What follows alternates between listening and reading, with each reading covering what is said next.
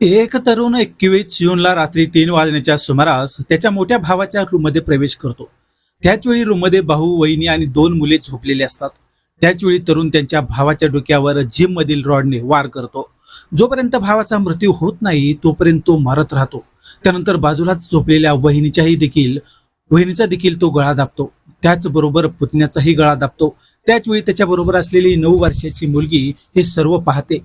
त्यावेळी ती आई बाबांना भावाला मारू नका अशी विनवणी करते. मात्र तरुणाच्या डोक्यात जो संताप होता तो टोकाला पोहोचलेला होता.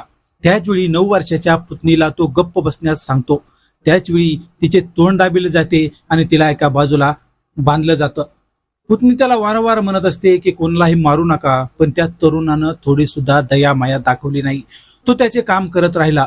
त्याच वेळी 9 वर्षाची पुतणी ही घरातून बाहेर पडते आणि आजी आजोबाकडे धाव घेते. पहले मेरे पापा को मारा, मेरे पापा को मार कर नीचे गद्दे फेंके, फिर मुझे भी मारा तो मेरा मुंह बांधा, मुझे मारा, फिर मेरा पूरे बाप का काट तुम्हारे आपके सामने काटा? 58 वर्षाचे कॅन्सर पीडित हरिदास गुप्ता नात काय बोलते हे सर्व ऐकत असतात आणि तात्काळ मोठ्या मुलाच्या रूमकडे धाव घेतात. त्याच वेळी त्यांच्या लहान मुलाच्या हातात रॉड त्यांना दिसतो आणि वडिलांना पाहून मुलगा वरच्या मजल्यावर त्याच्या रूममध्ये जाऊन बसतो. त्याच वेळी हरिदास गुप्ता हे मोठ्या मुलाच्या रूममध्ये प्रवेश करतात. त्याच वेळी त्यांना घरात तिघांचे मृतदेह दिसून येतात. त्यावेळी हरिदास गुप्ता घाबरून जातात. ज्या प्रकारची अवस्था मुलाची, सुनेची आणि नातवाची केली, त्यानंतर हरिदास हे शेजाऱ्यांना आणि सर्व घटनेची माहिती सांगतात.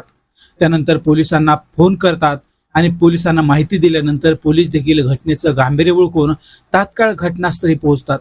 त्याच वेळी हरिदास गुप्तांना त्यांच्या लहान मुलाविषयी विचारलं जातं.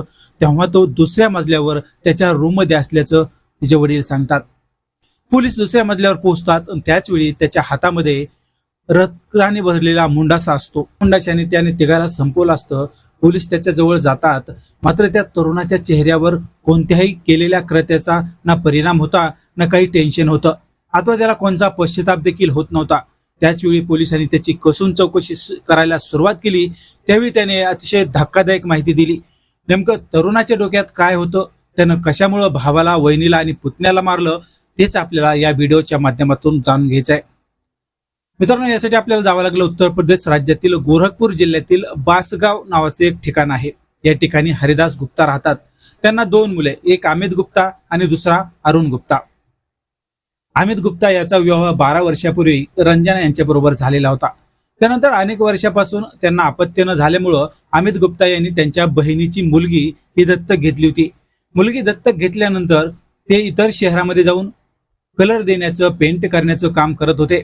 त्यानंतर 9 वर्षानंतर अमित आणि रंजना यांच्या घरी बाळाने जन्म घेतला. त्यामुळे अमित याचा परिवार आता पूर्णपणे आनंदी झाला होता. अमित गुप्ता हे गेल्या अनेक वर्षापासून त्यांचे हे काम करत होते. त्यानंतर गावामध्ये आले आणि गावामध्ये त्यांची एक किराणा दुकान आहे. ते किराणा दुकान अरुण गुप्ता, जो अमित गुप्ता यांचा भाऊ आहे, तो सांभाळत होता. 2 वर्षापूर्वी अमित गुप्ता हा गावात आला आणि गावात आल्यानंतर तो देखील किराणा दुकानावर बसू लागला. आणि याच काळात अमित यांचे वडील हरिदास गुप्ता हे कॅन्सर पीडित झाले. त्यामुळे त्यांच्या तब्येतीची काळजी घेण्यासाठी अमित गुप्ता याने गाव गाठलं होतं. किराणा दुकानातून येणारा पैसा आणि इतर पैशाने हरिदास गुप्ता यांच्यावर उपचार सुरू होते. मात्र जेव्हापासून मोठा भाऊ अमित गुप्ता हा गावात आला तेव्हापासून लहान भावाच्या डोक्यात वेगळेच विचार येण्यास सुरुवात झाली. मोठा भाऊ दुकानातील कारभार पाहत आहे, त्यामुळे माझं भविष्य काय असा विचार तो करत होता. त्याने वडिलांना देखील पैसे मागायला सुरुवात केली. मला 5 लाख रुपये द्या, मी माझ्या नवीन बिझनेस सुरू करून त्या ठिकाणी माझं करिअर बनवतो. मात्र हरिदास गुप्ता यांची तब्येत प्रत्येक दिवस बिघडत चालली होती. त्यामुळं पैसे मी देऊ शकत नाही असं त्यांनी त्या लहान मुलाला म्हणजे अरुण गुप्ताला सांगितलं. त्यानंतर अरुण गुप्ता याने वडिलावरच हल्ला केला आणि वडिलांना मारहाण देखील केली. त्यामुळे हरिदास यांनी पोलीस स्टेशनमध्ये जाऊन अरुण गुप्ता याच्या विरुद्ध तक्रार नोंदवली. मात्र त्यानंतर पोलिसांनी त्याला चौकशी करून सोडून देखील दिलं. आम्ही त्याच्या वडिलांनी जे काही घडलं ते कशा प्रकारे सांगितलं ते पण ऐकून पहले घ्या. हमको और हमारी औरत को मारा था। बाद में वो बोला कि 5 लाख रुपया चाहिए। 5 लाख रुपया हम कहाँ से देंगे, उस स्थिति में हम है नहीं, ठीक ना। उसके बाद क्या वाला 2-3 बार थाने पे गए, एप्लीकेशन दिए, वो लोग आए, खाली उसको समझा के चले जाते थे, दोबारा नहीं होगा। फिर जाते थे, फिर बोलते हैं दोबारा नहीं होगा। ऐसे प्रशासन कोई का वाला एक्शन नहीं लिया। अगर प्रशासन एक्शन लिया होता, कड़ी कार्रवाई की होती, तो आज ये 2:30 बजे रात को पता चला, वही लड़की भाग के आई, तभी वो बताई, वो खाना चलता। तभी ये बताई, तभी मालूम पड़ा। तो हम लोग का आला फिर गए देखने, 112 फोन किए, 112 वाले लोग आए, तो फिर प्रशासन को। आता ज्या पद्धतीने लहान मुलाने भावाला मारलं होतं, त्यानंतर पोलिसांनी त्याला पकडलं। त्यावेळी त्याने धक्कादायक माहिती पोलिसांना दिली। घरातील सर्व लोक माझ्याकडून लहानपणापासून काम करून घेत आहेत। मी 5वी मध्ये असताना मी माझं शिक्षण बंद केलं। मला पुढे शिक्षण घेऊन दिलं नाही। घरात मला जेवण देखील वेळेवर दिलं जात नव्हतं। 2 वेळेस तर मला उपाशी देखील ठेवण्यात आलं होतं। 3 वर्षापूर्वीच्या ज्यावेळेस अरुण याने किस्सा सांगितला, तर त्याने 3 वर्षापूर्वी रात्री घरी उशिरा आल्यामुळं वहिनीनं त्याचं जेवण दाराच्या बाहेर ठेवलं। त्याच वेळेस ते जेवणाचं ताट पाहून अरुण गुप्ता याने ते ताट फेकून दिलं आणि त्यानंतर जे ताट फेकलेलं होतं त्यातील अन्न कुत्र्यानं खाल्लं आणि त्यामध्ये त्या कुत्र्याचा मृत्यू झाला।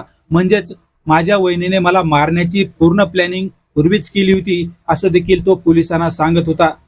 पण त्यामधून मी वाचलो। आतापर्यंत मी किराणा दुकान चालवत होतो, मात्र भाऊ आल्यामुळं त्या दुकानावरील ताबा त्याच्याकडे जाईल ही मनात भीती होती। मला शिक्षण घेऊन मोठं ऑफिसर व्हायचं होतं, पण भावाने, वडिलांनी आणि वहिनीने मला प्रोत्साहन दिलं नाही।